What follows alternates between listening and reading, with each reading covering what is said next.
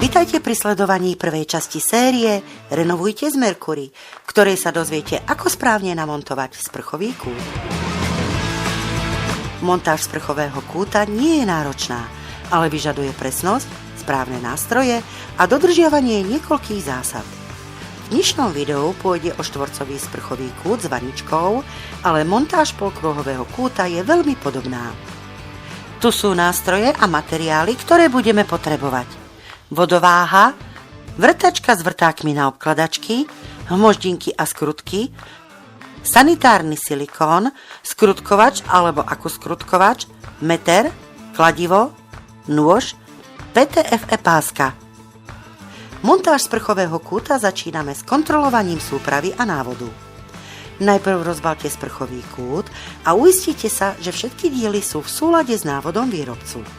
Sklo prenášajte vždy držaním za okraje, sklo je tvrdené a ťažké.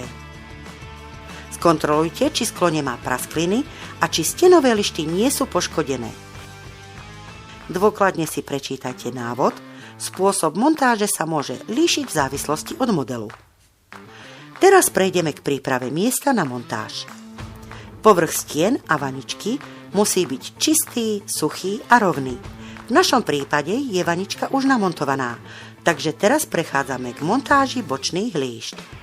Postavte stenové lišty vertikálne k stene a dôkladne ich skontrolujte pomocou vodováhy.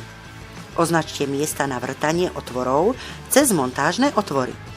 Pred vrtaním sa uistite, že v označených miestach nie sú žiadne elektrické káble ani potrubia. Vyvrtajte otvory, najlepšie cez maliarskú pásku, aby ste zabránili prasknutiu dlaždíc. Potom vložte hmoždinky a priskrutkujte profily k stene. Teraz musíme zostaviť sprchový kút. Zostavte rám sprchového kúta podľa návodu, uistite sa, že diely sú správne zarovnané. Keď je rám sprchového kúta hotový, opatrne postavte kút na vaničku.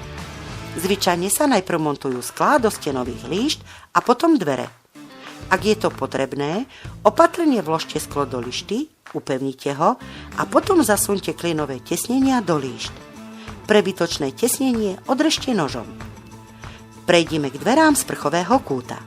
Namontujte kolieska a úchytky na sklá podľa návodu výrobcu. Nasaďte magnetické tesnenia, tesniace lišty alebo tesniace prahy. Potom zaveste dvere na vodiace lišty a zacvaknite spodné kolieska. Teraz nastavte kolieska sprchového kúta tak, aby sa dvere plynulo posúvali a nezadrhávali. Uistite sa, že sa správne zatvárajú a magnetické tesnenia sa spájajú po celej dĺžke. Ďalší krok je silikónovanie, konkrétne medzi vaničkou a lištami na stenách.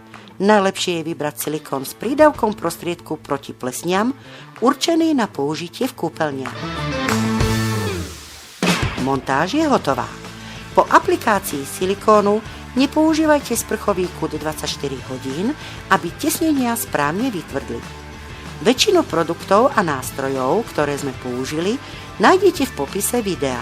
Ak sa vám tento návod páčil, dajte nám like a napíšte do komentára, čo by ste chceli vidieť v ďalšom videu.